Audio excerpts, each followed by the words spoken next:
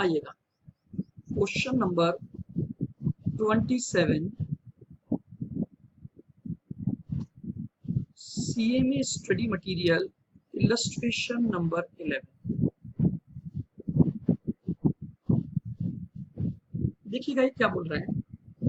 X limited acquires 80% of equity of Y limited on 31 March 2000X3।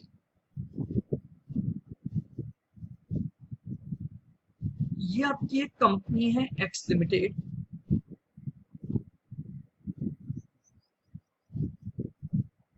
और ये company है Y limited. ठीक है, X लिमिटेड ने Y लिमिटेड के 80%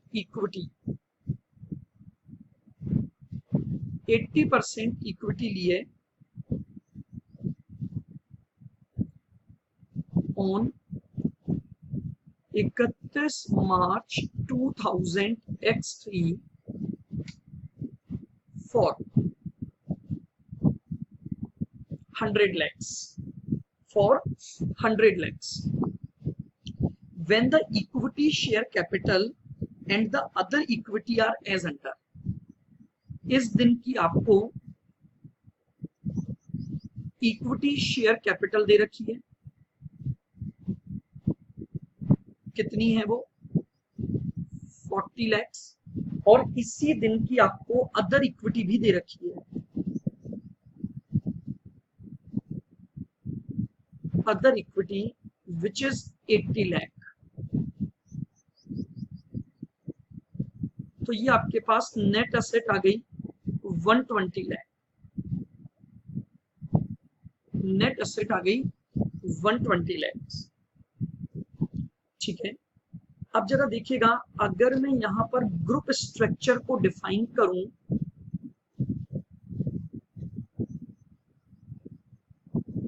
आइएगा ग्रुप स्ट्रक्चर, तो X लिमिटेड का हिस्सा तो हो गया 80% और NCI आपका हो गया 20%।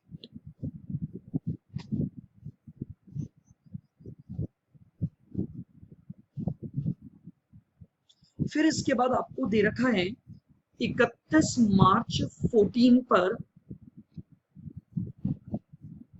31 मार्च 2000X4 और 31 मार्च 2000X5 पर Y लिमिटेड ने जो कॉम्प्रहेंसिव इनकम कमाई है, यानी Y लिमिटेड के प्रॉफिट्स दे रखे हैं,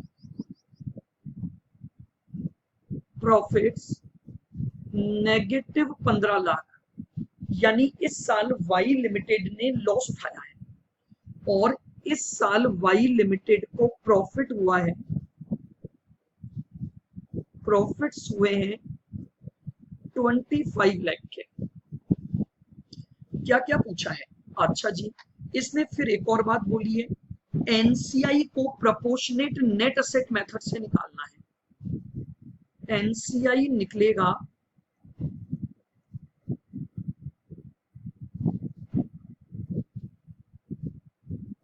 प्रोपोर्शनेट नेट एसेट मेथड से, प्रोपोर्शनेट नेट एसेट मेथड से निकालना है। अब इसने आपसे पूछा क्या क्या है, X लिमिटेड का शेयर निकालिए और गुडविल निकालिए, जो कि कंसोलिडेटेड फाइनेंशियल स्टेटमेंट्स में दिखाई जाएगी at the end of the years.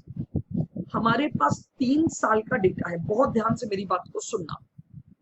हम बात कर रहे हैं सबसे पहले 31 मार्च 20X3 पर, फिर है 31 मार्च 20X4 और 31 मार्च 20X5।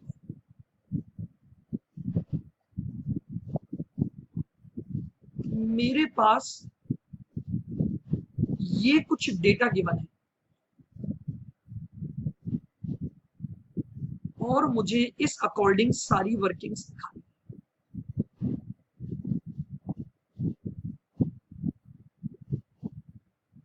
क्लियर है बिल्कुल? चलिएगा, अब हम सबसे पहले बात करते हैं डेट ऑफ कंट्रोल के ऊपर। 31 मार्च 2000 X3 पर कंट्रोल हुआ है। बहुत ध्यान से सुनना। Net asset of Y limited, मैंने इस दिन की नेट असेट निकाल ली है 120 lakh.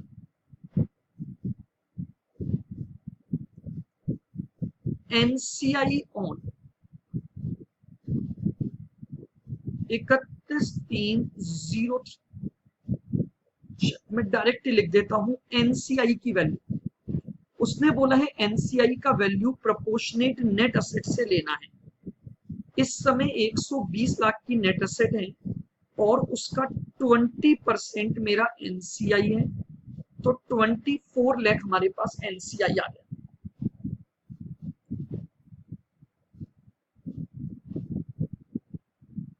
Goodwill oblique bargain purchase,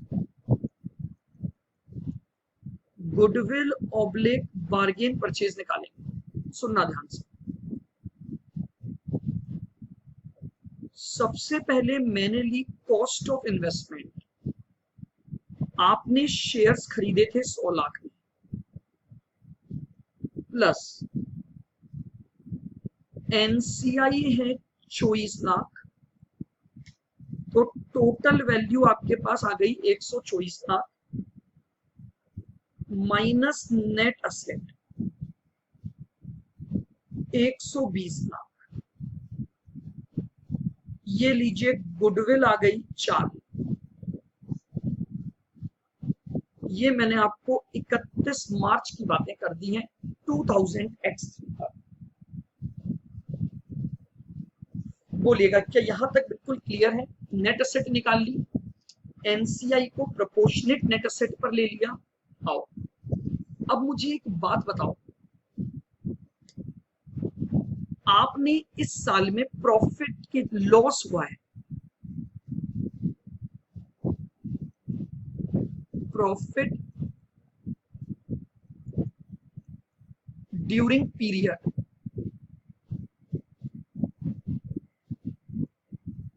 minus का 15 यानी लॉस है। तो बताइए अब 31 मार्च 03 से 31 मार्च 04 के ईयर में नुकसान हो गया, तो रिवाइज्ड नेट असेट क्या होगी? ऑन 31 मार्च 2000 X4 पर 120 माइनस 15, 105 लाख आपकी रिवाइज्ड नेट असेट आ गई।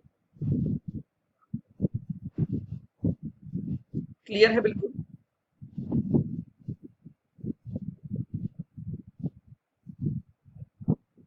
और अब इस 105 लाख का 20% एनसीआई है,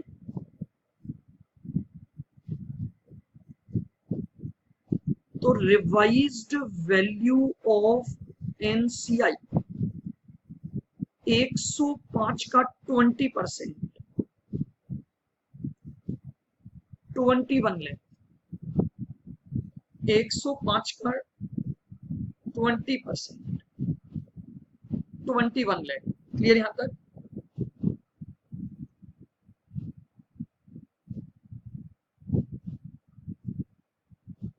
share of x limited in losses, आपको 15 का टोटल लॉस हुआ है जिसका 80% एक्स को मिलेगा, तो यानी एक्स का जो लॉसेस का शेयर आ गया वो आ गया 12 लाख। एक्स का जो लॉसेस का शेयर आ गया 12 लाख। मैंने ये सारी वैल्यू भी यहां निकाल दी है। अब आता हूं 31 मार्च X5 पर। बताइए प्रॉफिट ड्यूरिंग द पीरियड कितना है?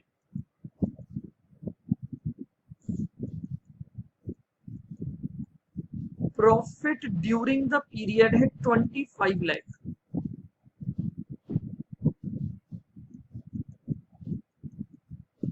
रिवाइज्ड नेट असेट आप समझते जा रहे हैं भाई, नेट असेट में मैं ले रहा हूं इक्विटी प्लस अदर इक्विटी।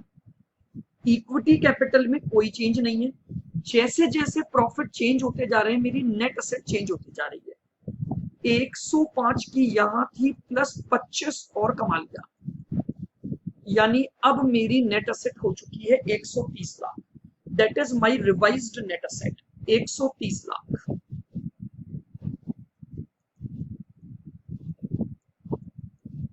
तो मेरे पास रिवाइज्ड वैल्यू ऑफ एनसीआई आ जाएगा 130 लाख का 20%, 26 लाख मेरे पास एनसीआई की वैल्यू आ गई। Clear? Share of x limited in current year profit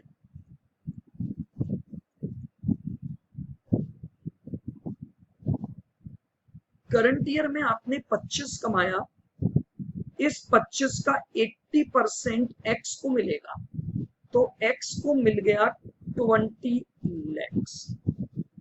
लीजिए मैंने ये सारी वर्किंग यहां कर दी है, आप आराम से इन वर्किंग्स को समझ लें।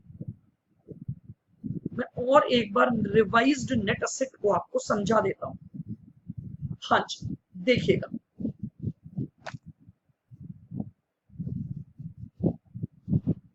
मैं आपको इस डायग्राम से रिवाइज्ड नेट असेट बताने की कोशिश करूंगा। आओ, अच्छा पीछे वाला वापस देखेंगे आप पहले। लीजिए कॉपी कर लें आप ये सारा।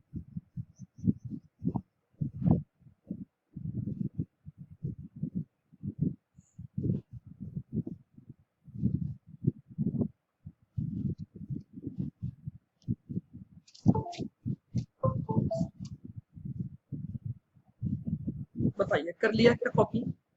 चलिए देखो मैं आपको फिर समझाने की कोशिश करता हूं मेरी बात।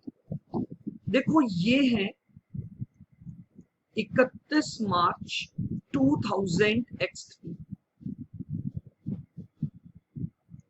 31 मार्च 2000 और 31 मार्च 2000 एज वी नो, अगर मैं लाइबिलिटी अप्रोच से नेट असेट निकाल रहा हूं तो मुझे दो बातें चाहिए, शेयर कैपिटल और अदर इक्विटी। आओ मुझे बताइए शेयर कैपिटल यहां पर कितनी दे रखी है? 40। शेयर कैपिटल आप क्वेश्चन में देख सकते हैं, आपको दे रखी है 40 लाख और अदर इक्विटी आपको दे रखी है 80। तो इसका मतलब आज के दिन नेट असेट 120 चल रही है। बिल्कुल ठीक है। आओ अब मैं आपको बोल रहा हूं ये 40 तो यहां पर ही मेंटेन रहा। इस अदर इक्विटी में एक समस्या हो गई, आपको इस साल के दौरान नुकसान हो गया, -15 हो गया। बताइए ये जो अदर इक्विटी है जो इस डेट को 80 चल रही है, अगर इस साल 15 का नुकसान हुआ तो क्या ये चेंज होगी? ये 65 रह जाएगी कि नहीं रह जाएगी? लीजिए तो 105 नेट असेट आ गया। बताएं क्या अब आप मेरी बात को समझ पा रहे हैं? ठीक है, तो मैंने वही किया, मैंने क्या किया 120 नेट असेट निकाल चुका हूं। अगर 15 का नुकसान हुआ तो मेरी अदर इक्विटी का अमाउंट चेंज हो जाएगा और उस वजह से मेरी रिवाइज्ड नेट असेट 105 आ गई। आगे बढ़ता हूं, इक्विटी अभी भी 40 है, इक्विटी कैपिटल अभी भी 40 है।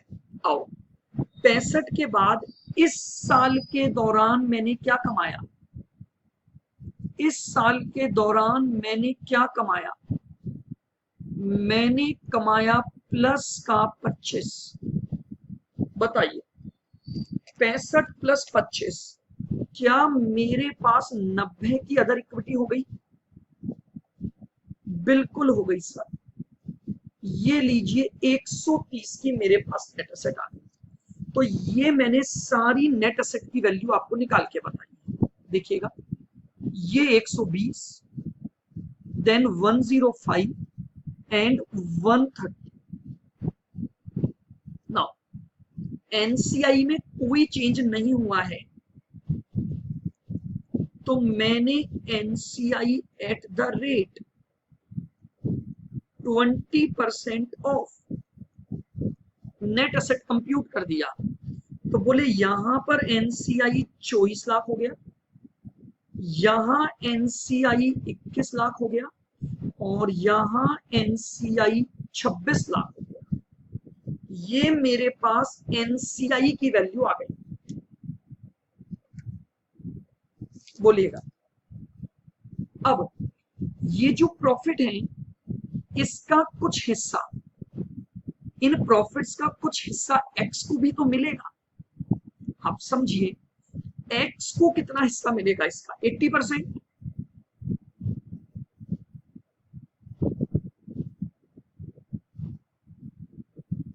तो उसने आपसे एक क्वेश्चन ये भी पूछा है, post acquisition profit of Y में एक्स का हिस्सा।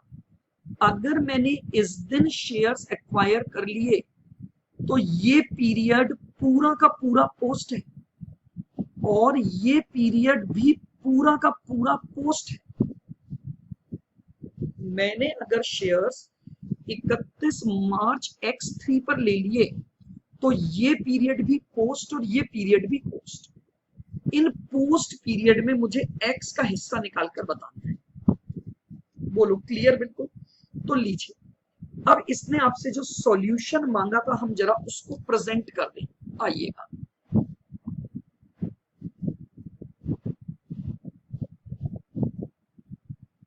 सॉल्यूशन देखिएगा, 31 मार्च 20x3, 31 मार्च 20x4 और 31 मार्च 20x।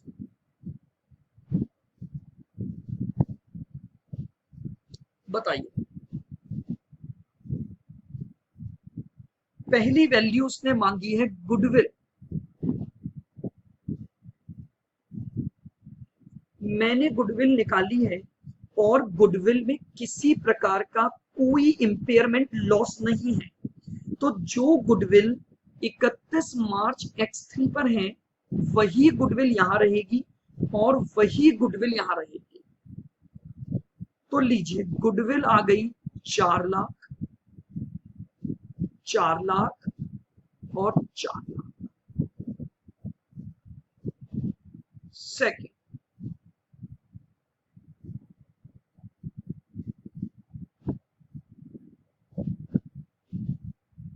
Value of NCI.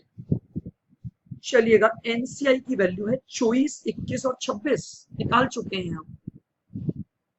24 lakh, 21 lakh और 26 लाख, ये हमारे पास एनसीआई की वैल्यू आ गई। Third,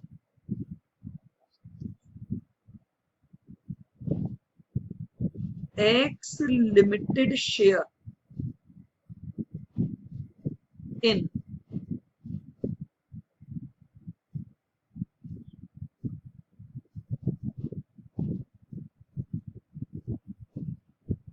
post acquisition profits.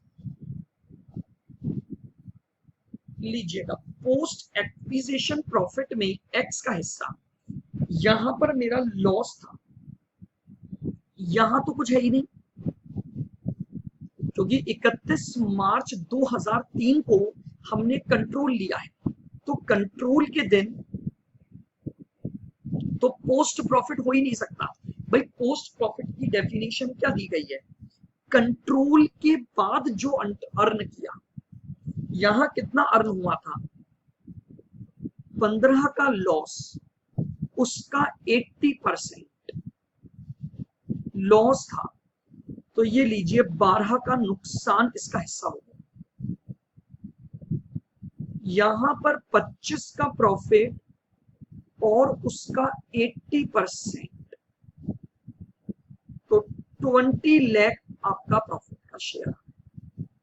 तो ये लीजिए, उसने हमसे जितनी बातें मांगी थी, हमने उन सभी बातों को यहां पर एक चार्ट में प्रॉपर मैनर में प्रेजेंट कर दिया है। बोलिए एग्री हैं? बिल्कुल, लीजिएगा। तो ये हमारा था question number 27, which is from CMA study material, illustration number 11.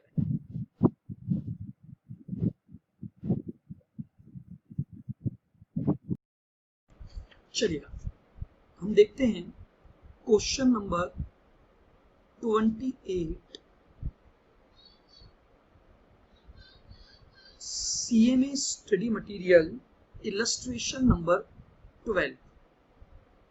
देखो ये क्या बोल रहा है, Z limited purchased 80% of shares in C limited. एक कंपनी है Z लिमिटेड और एक कंपनी हमारे पास है C लिमिटेड, ठीक है। जो Z लिमिटेड है उसने C लिमिटेड के 80% शेयर्स परचेज किए हैं। कब किए हैं? 1/10/2001 को, ऑन 1/10/2001। लीजिए टाइमलाइन बनाते हैं।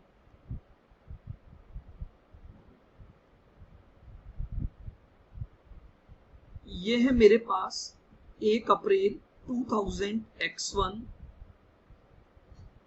से 31 मार्च 2002, ठीक है। 1/10 को आपने शेयर खरीदे हैं, 1/10/2001 2,40,000 में, कॉस्ट है 2,40,000। क्लियर? बिल्कुल। और एज ऑन 31 मार्च 2001, यानी यहां पर शेयर कैपिटल दे रखी है, शेयर कैपिटल 2 लाख और अदर इक्विटी 60,000। अदर इक्विटी आपको दे रखी है 60,000। सी लिमिटेड ने इस साल में जो प्रॉफिट कमाया है वो प्रॉफिट आपको दे रखा है 30,000 का।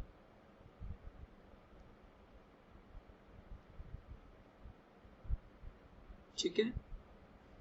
इस ड्यूरिंग द ईयर जो प्रॉफिट अर्न हुआ है वो हुआ है आपका 30,000 का, एंड डिक्लेयर्ड डिविडेंड 40,000।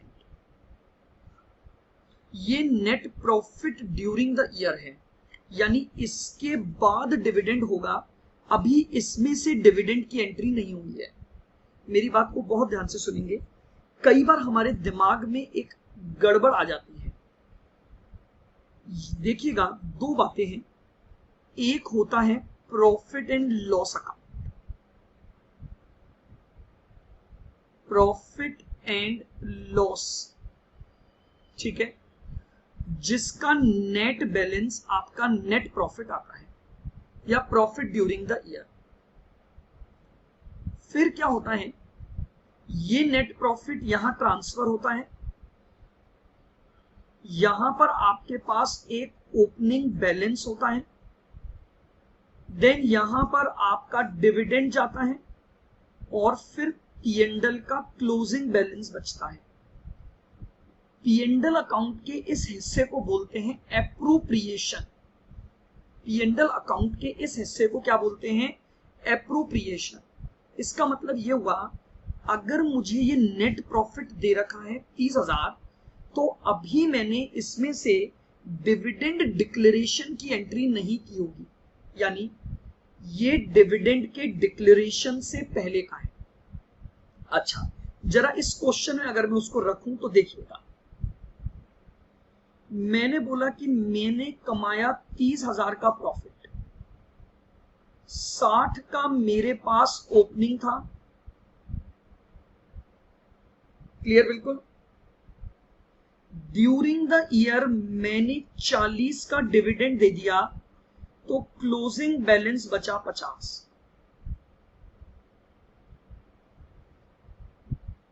तो अगर मैं अपने क्वेश्चन में क्लोजिंग बैलेंस लाना चाहता हूं तो मैंने एक एप्रोप्रिएशन अकाउंट बना दिया, जरा देखते हैं।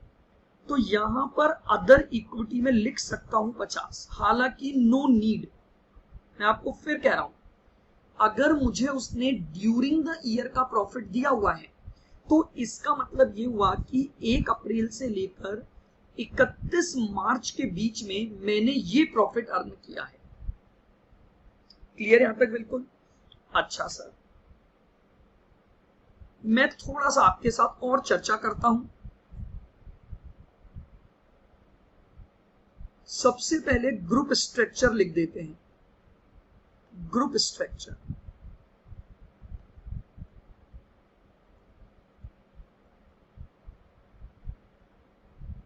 बताइए, ग्रुप स्ट्रक्चर में जेड लिमिटेड का हिस्सा कितना है?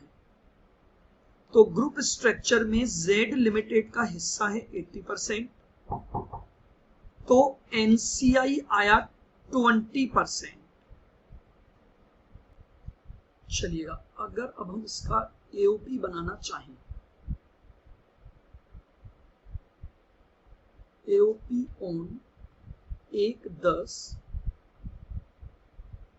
2000x1, AOP on 1/10 2000x1,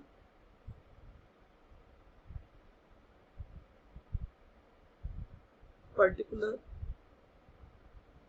pre, post और टोटल।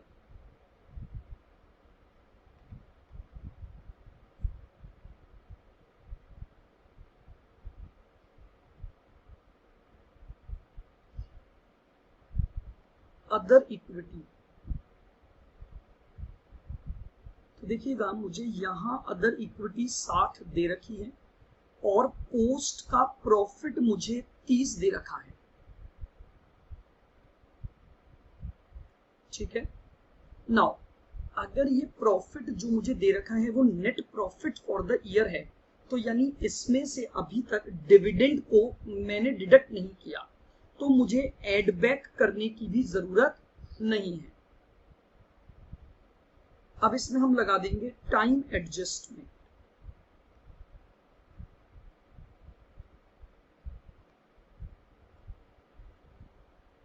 टाइम एडजस्टमेंट, तो यहां 15 प्लस हो जाएगा और यहां से हमारा 15,000 माइनस होगा। 30,000 डिवाइडेड बाय 12 इंटू 6,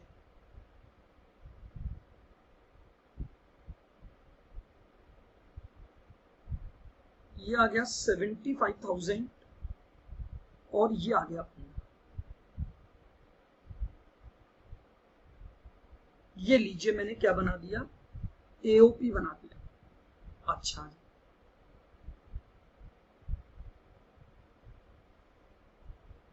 अब कई बार हमारे दिमाग में ये आता है कि सर अगर हम डिविडेंड को ऐड करके बनाएं, तो देखिए वैसे तो मैं आपको क्या बता रहा हूं, अगर आपके पास net profit for the year, भाई आप समझ रहे हो, आप क्या करते थे, यहां पर लिखते थे प्री बैलेंस, यहां लिखते थे क्लोजिंग बैलेंस, फिर इनका गैप यहां लिखते और डिविडेंड ऐड करते।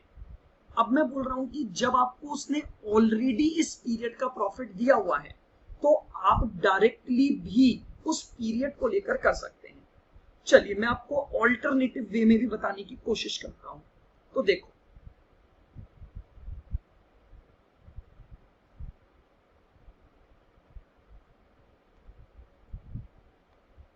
Alternative way, of AOP.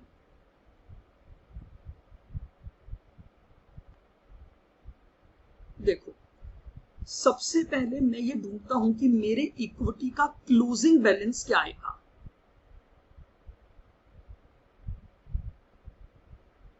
Closing balance of other equity.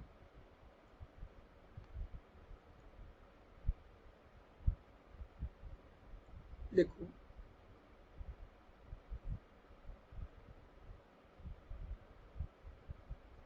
मुझे ओपनिंग बैलेंस दे रखा है 60,000 प्लस नेट प्रॉफिट मैंने लिया 30, टोटल आ गया मेरे पास 90, इसमें से माइनस डिविडेंड पेबल 40, तो ये लीजिए मेरे पास आ गया क्लोजिंग बैलेंस।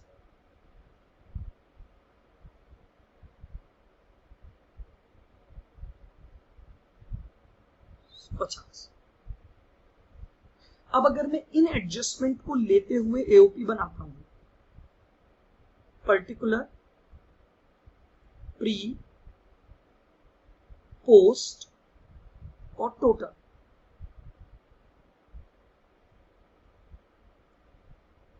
देखिएगा अदर इक्विटी का ओपनिंग बैलेंस दे रखा है 60 और आपका क्लोजिंग बैलेंस है 50। तो बताइए ड्यूरिंग द ईयर का चेंज कितना रहा? -10 का चेंज रहा। अब मैं यहां प्लस कर दूंगा डिविडेंड पेबल, क्योंकि इस 50 को निकालते समय डिविडेंड पेबल एडजस्ट हो चुका है, तो मैंने डिविडेंड पेबल ऐड कर दिया 40, तो ये आ गया 60 और ये आ गया 30। तो आप देख रहे हैं अगर मैं बैलेंसेस से चलता हूं और डिविडेंड पेबल का रिवर्स ट्रीटमेंट करता हूं तो अल्टीमेटली 60 और 30 आ गया, और वो मुझे ऑलरेडी क्वेश्चन में पता था। तो मैं अननेसेसरी पहले क्लोजिंग बैलेंस निकालूं फिर उसके बाद एओपी बनाऊं तो भी वही आना है, और फिर आप लगा दोगे टाइम एडजस्टमेंट 15 और यहां से हटा दोगे 15, तो ये आ गया 75 और ये आ गया 15। लीजिए ये आपके पास एओपी तैयार है। नाउ अब इसने क्या पूछा है, हमें उस अकॉर्डिंग अपने क्वेश्चन को सॉल्व करना है। चलिएगा पॉइंट नंबर ए, ये बोल रहा है NCI measured at fair value.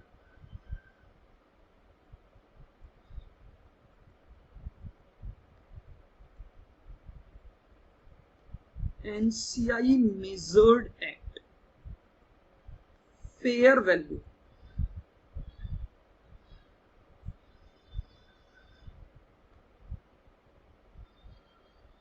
अगर हम एनसीआई को फेयर वैल्यू पर मेजर करते हैं, अब देखिएगा इसने आपसे मांगा क्या क्या है। ए सिचुएशन, जब आप एनसीआई को फेयर वैल्यू पर मेजर कर रहे हो तो आपको एनसीआई की value as on the date of acquisition निकालनी है, एज ऑन 31 मार्च X2 निकालनी है। तो चलिए सबसे पहले हम करते हैं पॉइंट नंबर ए।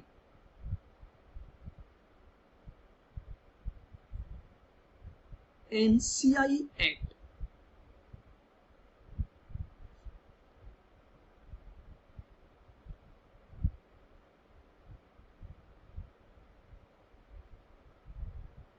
एक्विजिशन डेट,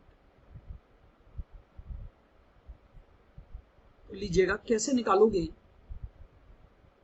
आपने कंसीडरेशन दिया 2,40,000, 80% के लिए, तो 20% एनसीआई की वैल्यू क्या होगी? कैलकुलेट करें। 2,40,000 अगर 80% के लिए है तो आपका 20% वैल्यू क्या आएगी?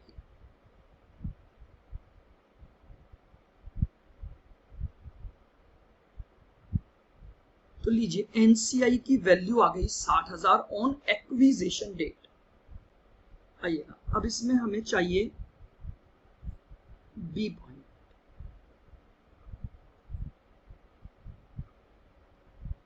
NCI eight 31/3/2000 X2।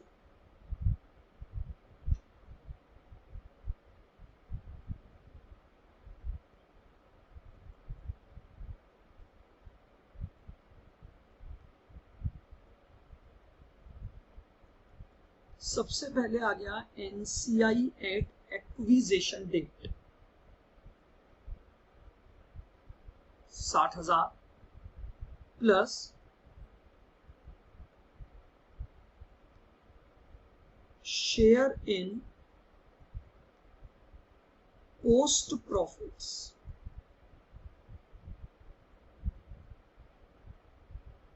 15,000 post profit थे, उसका 20%, तो ये आ गया 3,000।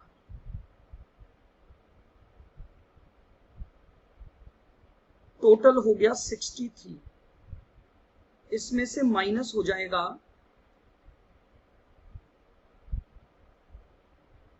डिविडेंड पेबल,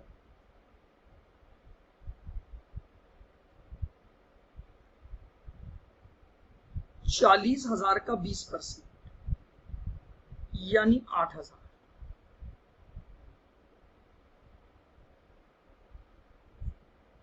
तो ये एनसीआई आ गया आपके पास 55,000। तो लीजिए ये हमारे पास एनसीआई की वैल्यू आ गई।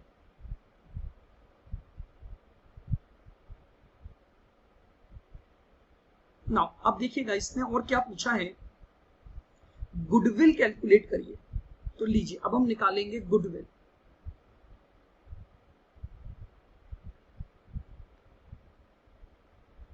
Goodwill oblique bargain purchase.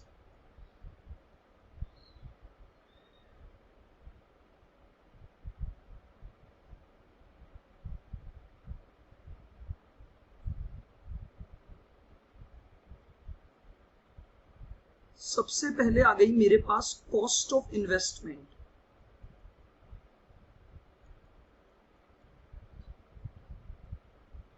$2,40,000 plus fair value of NCI. ये बताइए कितनी आई थी हमारे पास एक्विजिशन डेट पर 60,000। Fair value of NCI on acquisition date, तो ये टोटल वैल्यू हो गई 3 लाख। ठीक है, अब इसमें से माइनस कर देंगे net asset of C limited. कितनी निकाली थी बताइए, आपने नेट असेट निकाली थी क्या? हमने नेट असेट नहीं निकाली, यहाँ पर नेट असेट निकाल लीजिए। शेयर कैपिटल थी, यहां निकाल देता हूं net asset of C limited.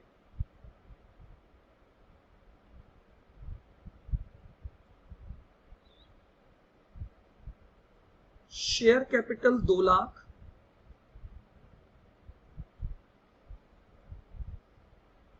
और प्री प्रॉफिट्स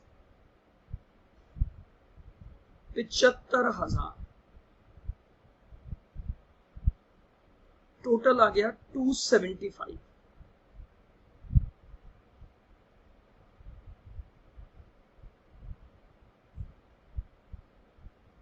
निकालिए 275, यहां से हटा दो।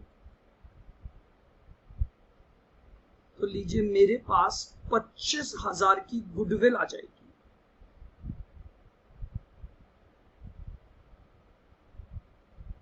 गुडविल 25,000। अब फिर इसने पूछा है journal entry in consolidated accounts, यानी एक्विजिशन एंट्री आपको डालनी पड़ेगी।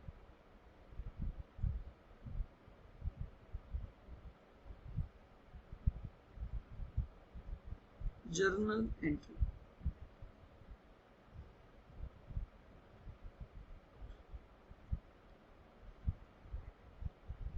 Net asset debit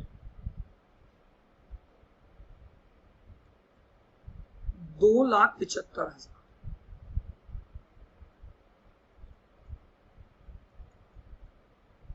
goodwill account debit 25,000 to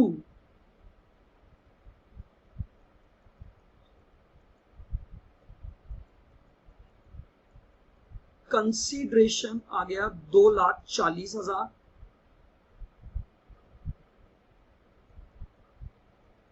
to NCI आ गया 60,000।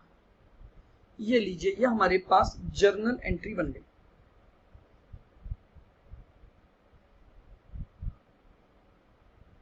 ये हमारा ए पार्ट जो उसने मांगा था, ठीक है। तो जो ए पार्ट में मांगा था वो हमने सारी बातें कर दी हैं। अब इस क्वेश्चन का बी पार्ट ये बोल रहा है जर्नल एंट्रीज दीजिए सेपरेट फाइनेंशियल स्टेटमेंट में। जर्नल एंट्रीज दीजिए सेपरेट फाइनेंशियल स्टेटमेंट। देखिएगा, सेपरेट फाइनेंशियल स्टेटमेंट जो है वो हमारा इसका जो बी पार्ट है,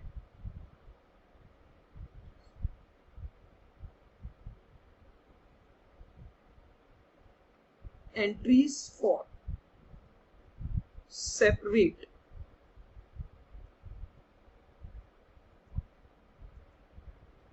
financial statement,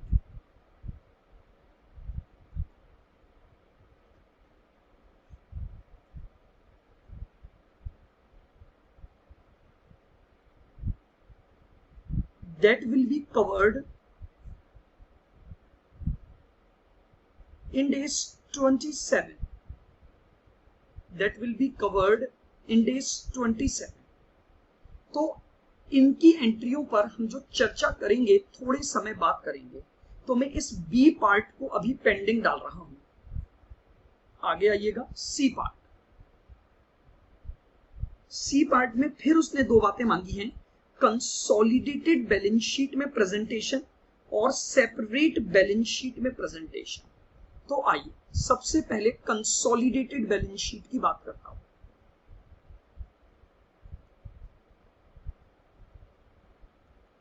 consolidated balance sheet,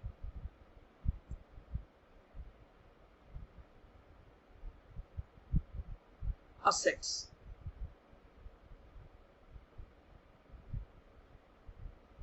इसमें मेरे पास आएंगी नॉन करंट असेट्स,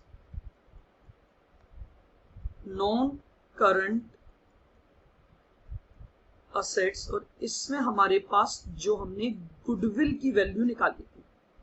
बताइए गुडविल की क्या वैल्यू निकाली थी आपने? 25,000। तो मैंने गुडविल शो कर दी 25,000। ठीक है, ये मेरे पास बैलेंस शीट में आ गई गुडविल 25,000।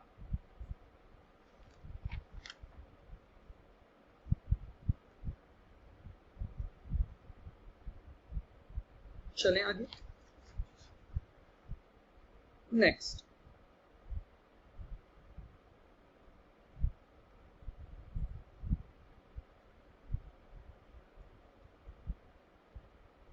इक्विटी एंड लाइबिलिटीज में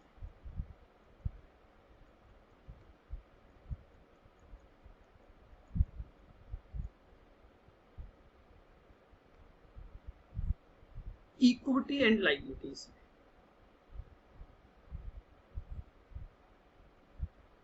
अदर इक्विटी, देखिएगा अदर इक्विटी में हमारा जो शेयर है, अदर इक्विटी में share of Z limited in post profits 15,000 का 80% यानी 12,000 का प्रेजेंटेशन आ जाएगा। एनसीआई आएगा 55,000,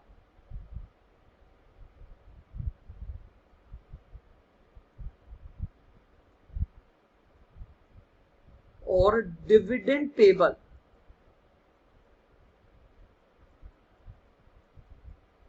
एनसीआई का जो हिस्सा था वो आ जाएगा 8,000।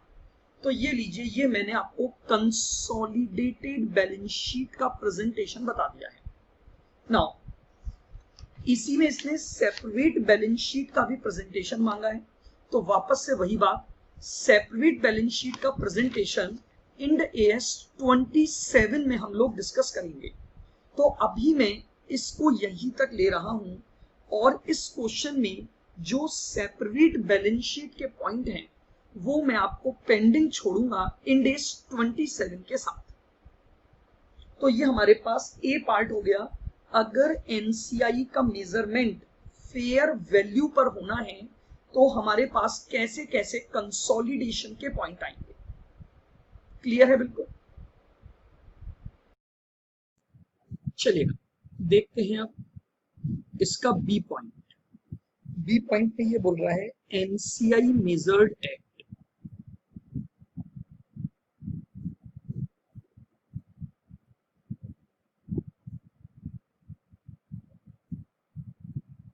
measured proportionate net asset method।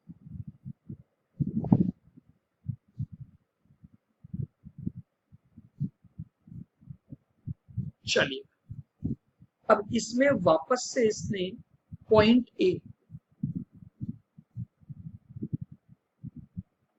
में फर्स्ट पॉइंट बोला है NCI on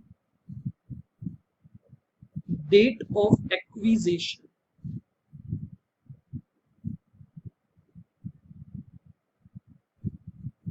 NCI on date of acquisition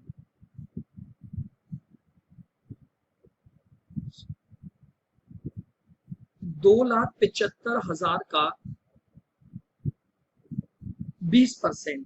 क्योंकि हम कौन सा मेथड फॉलो कर रहे हैं, हम proportionate net asset method follow कर रहे हैं।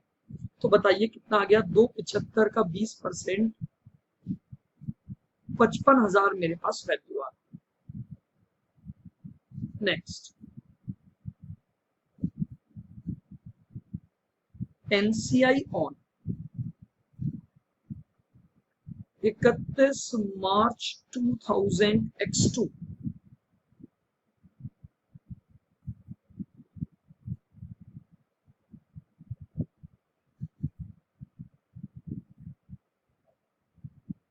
सबसे पहले ले लेंगे एनसीआई एट एक्विजिशन डेट जो है आपका 55,000 plus share in post profits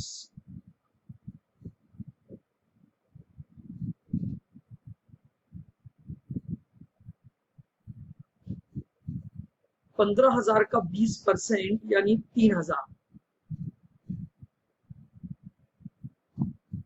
तो टोटल आ गया आपके पास 58,000।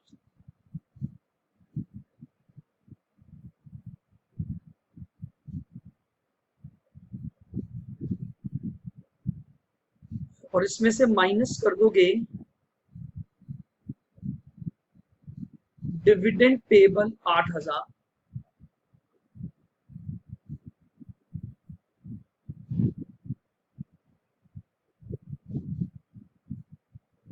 तो ये लीजिए, ये आपके पास एनसीआई की वैल्यू आ गई 50,000। बोलिएगा क्लियर यहां तक बिल्कुल? अब निकालते हैं goodwill public bargain purchase.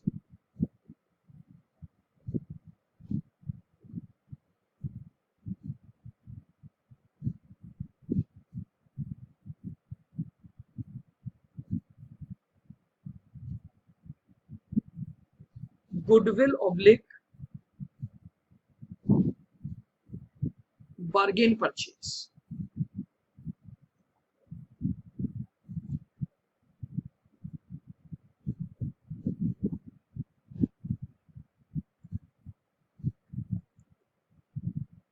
Cost of investment है 240 प्लस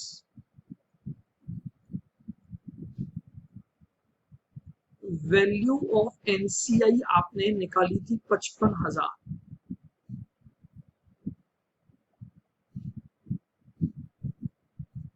टोटल आ गया 295।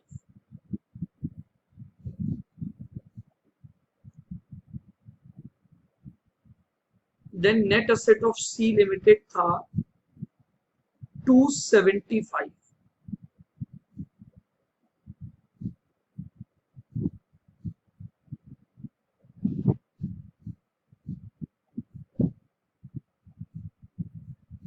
ये लीजिए गुडविल आएगी 20,000। ये आपके पास क्या आ गई, गुडविल का अमाउंट आ जाएगा 20,000।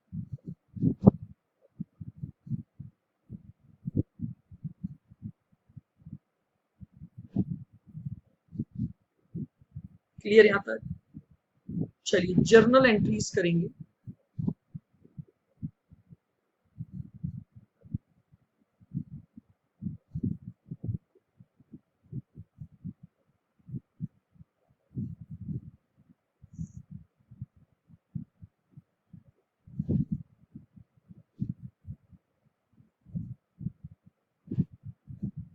For consolidation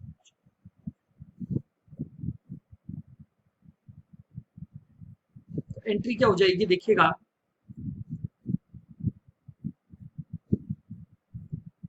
net asset account debit 275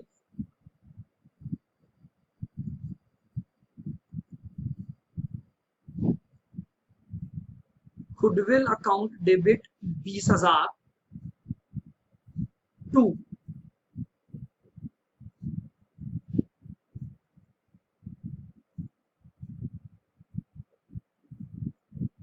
consideration था 240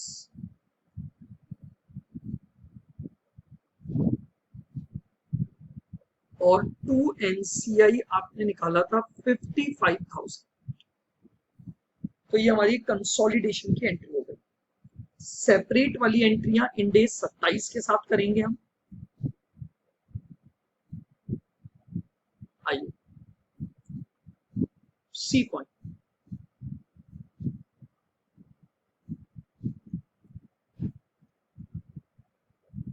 consolidated balance sheet.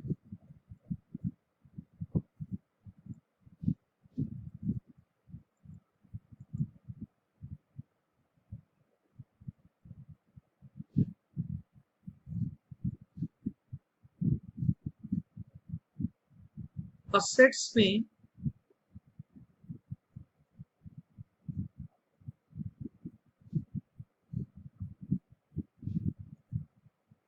Non current assets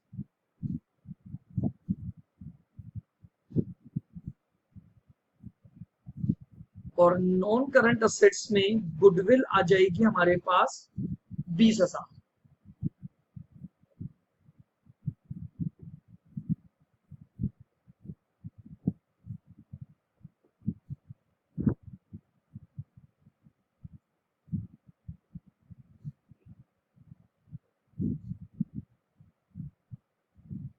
equity and liabilities,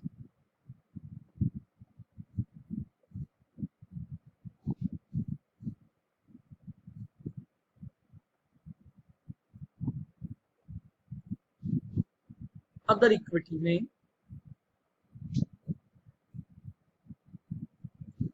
share in post profit,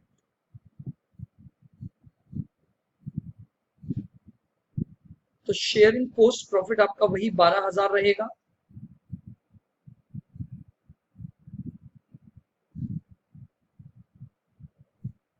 NCI आपका 50,000 रहेगा।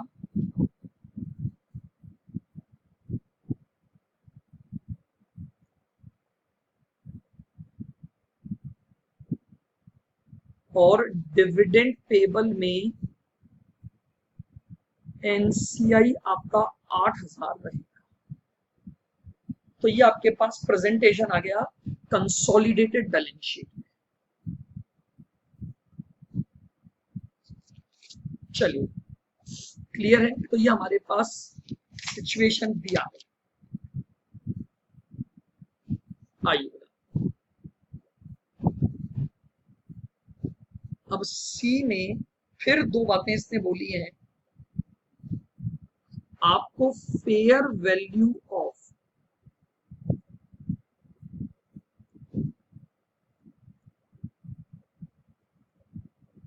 नेट असेट गिवन है 2,50,000 और इसमें एनसीआई को फेयर वैल्यू पर मेजर करना है।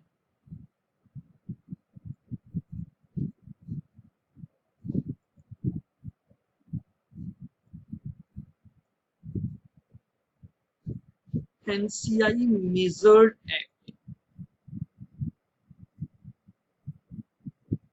Fair value. बताइए अगर आप एनसीआई को फेयर वैल्यू पर मेजर करोगे तो NCI eight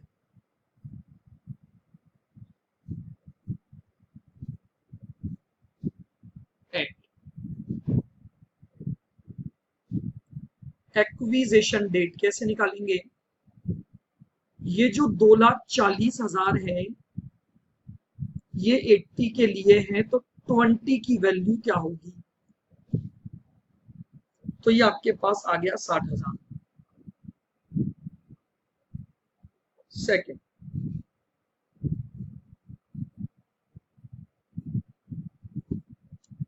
NCI at balance sheet date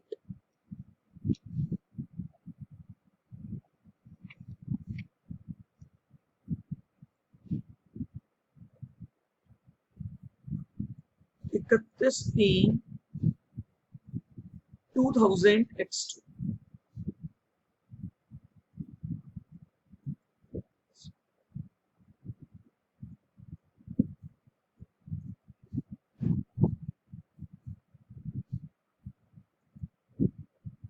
NCI at acquisition date है 60,000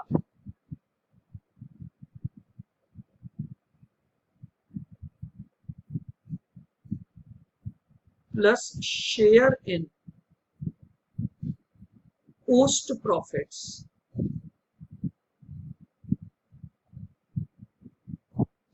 15,000 का 20%, तो ये आ गया 3,000।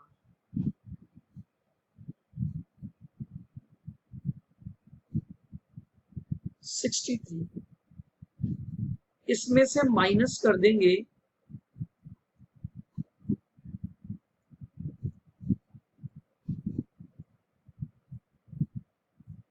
डिविडेंड पेबल 8,000,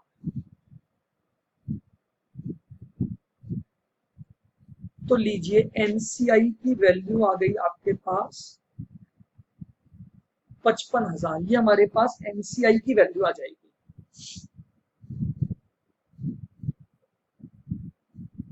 क्लियर यहां तक? हाँ,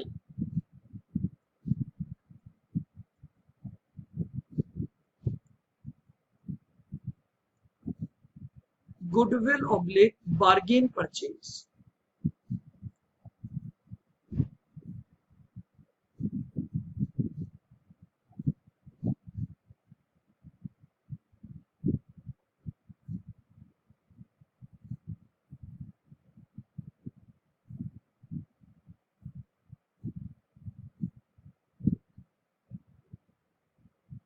सबसे पहले हम ले लेंगे cost of investment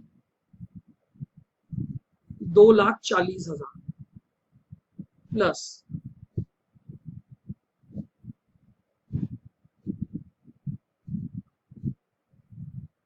value of NCI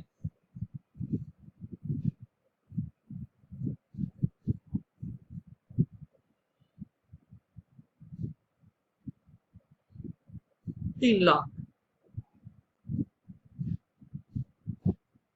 इसमें से माइनस कर दीजिए net asset of C limited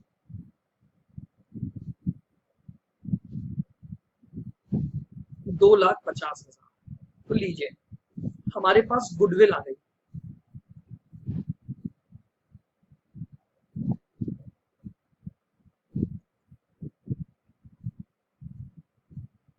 goodwill की वैल्यू आ गई आपके पास 50,000। चलिएगा अब जरा अपन एक्विजिशन एंट्री डाल दें।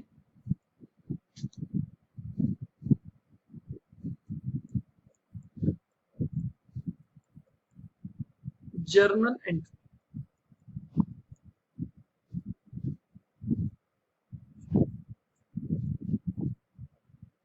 बताइए एंट्री क्या डलेगी आपकी।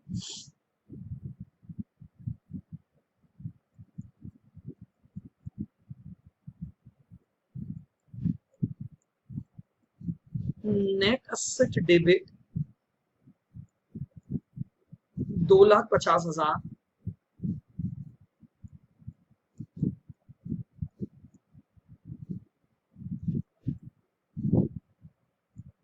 गुडविल डेबिट 50,000,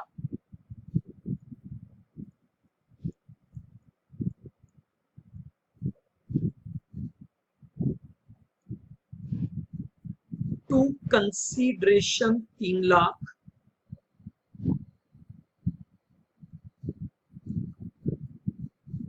और टू एनसीआई, सॉरी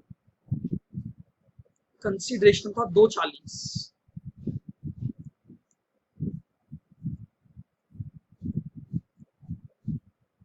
और टू एनसीआई था 60,000।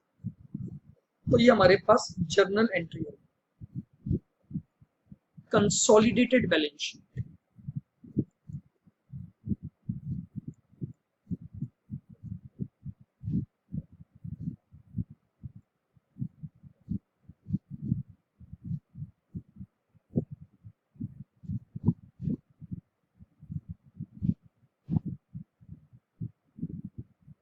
कंसोलिडेटेड बैलेंस शीट,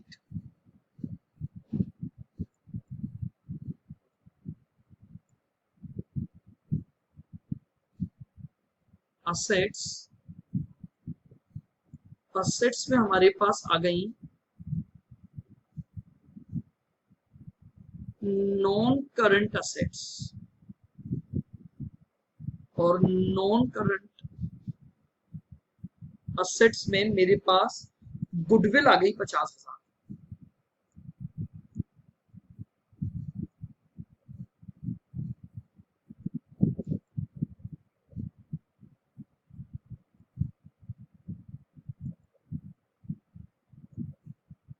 सेकंड है हमारे पास equity and liabilities,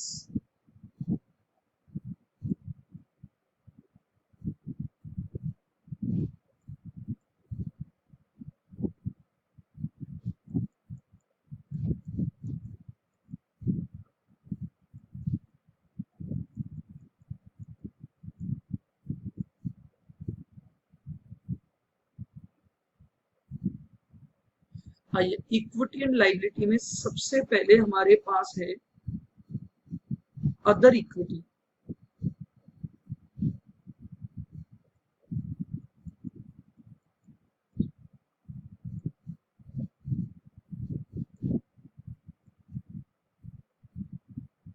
share in post profits 12,000,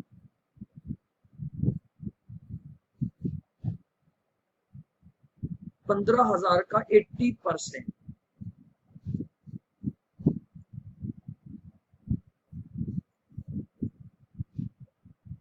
55,000,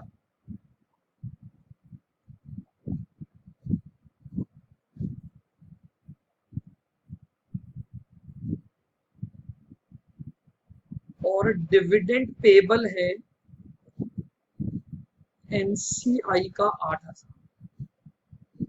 तो ये आपके पास कंसोलिडेटेड बैलेंस शीट के पॉइंट आए।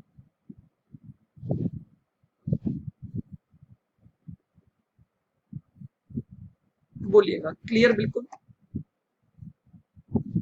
चलिएगा अब इसी में हमारे पास एक सिचुएशन और है कि अगर एनसीआई को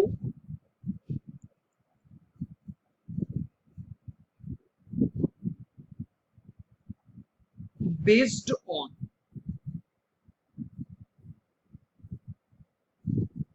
proportionate net asset method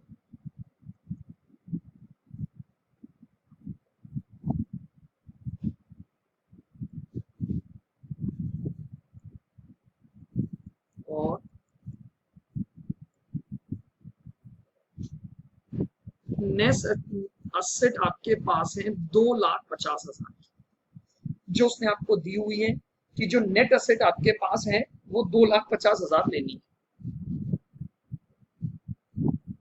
चलिएगा, सबसे पहले निकालते हैं एनसीआई एट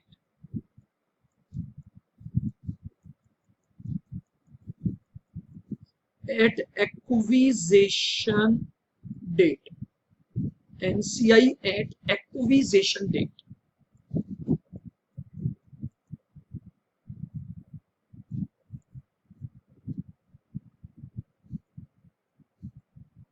$2,50,000 का 20%, 50,000 आपके पास एनसीआई आ गया। सेकंड,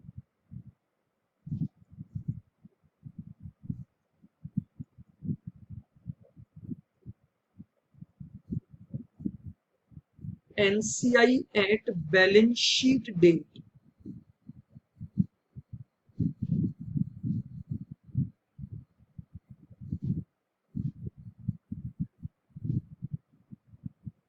तो देखिए NCI at balance sheet date कैसे निकालेंगे।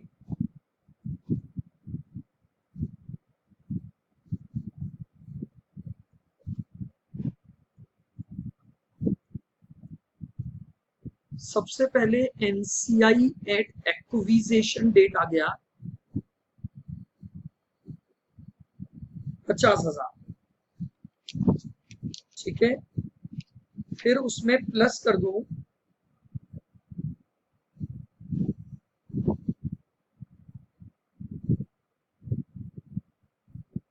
शेयर इन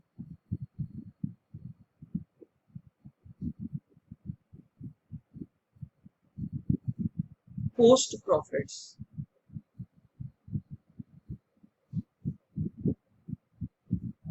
15,000 का 20% यानी 3,000।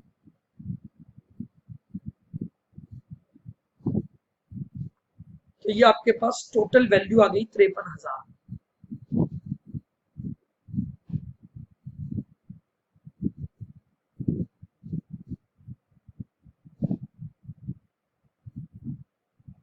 और डिविडेंड पेबल है 8,000।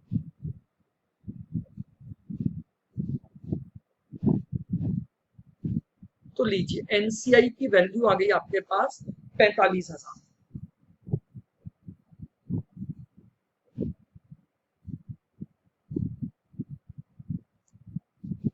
बोलिए यहां तक क्लियर है बिल्कुल। आइए अब गुडविल,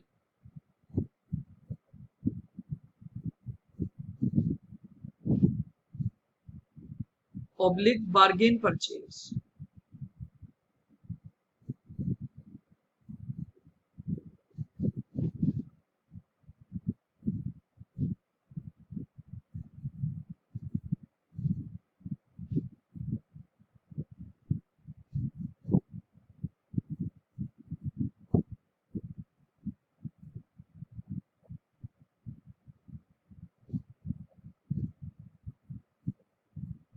सबसे पहले मेरे पास कॉस्ट ऑफ इन्वेस्टमेंट आ गई 240,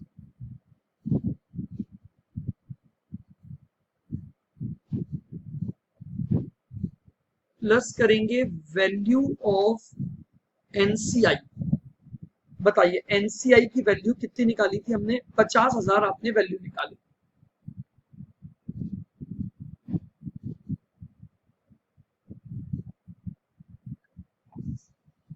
टोटल आ गया 290,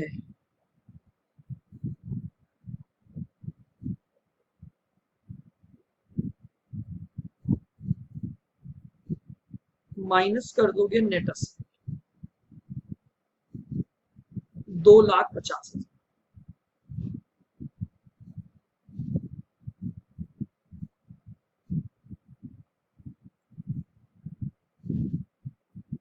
तो ये हमारे पास गुडविल की वैल्यू आ गई।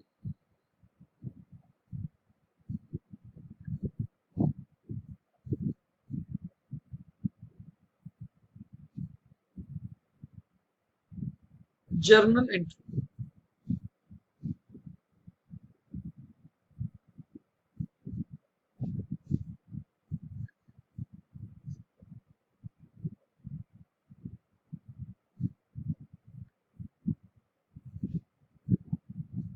Net asset account debit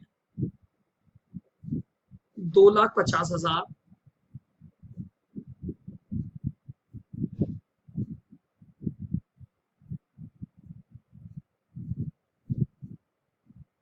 goodwill debit 40,000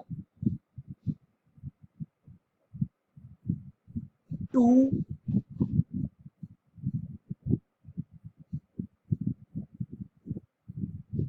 consideration 2,40,000 और टू एनसीआई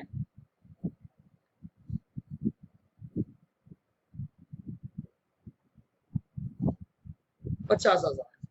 तो ये आपके पास जर्नल एंट्री हो जाएगी।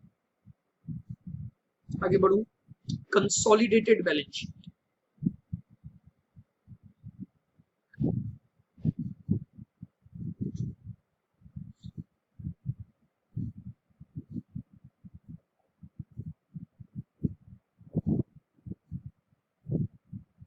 कंसोलिडेटेड बैलेंस शीट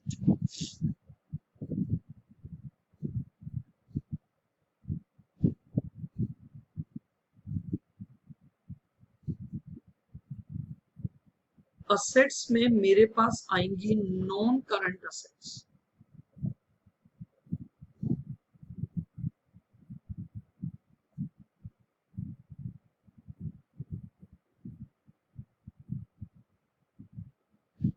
और इस नॉन करंट असेट्स में मेरे पास आ गई goodwill.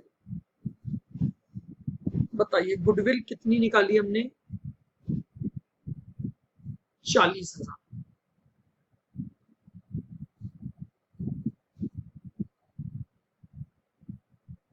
Second point,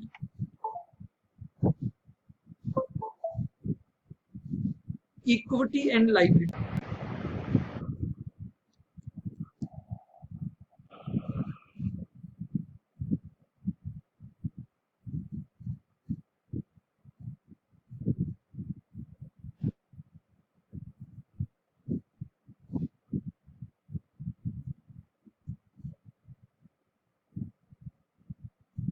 other equity,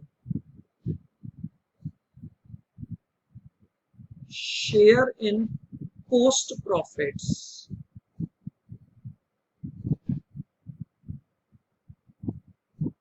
वो आपका 12,000 रहेगा।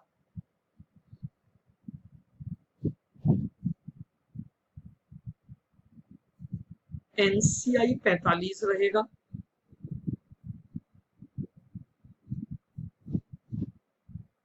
और ये आपका डिविडेंड पेबल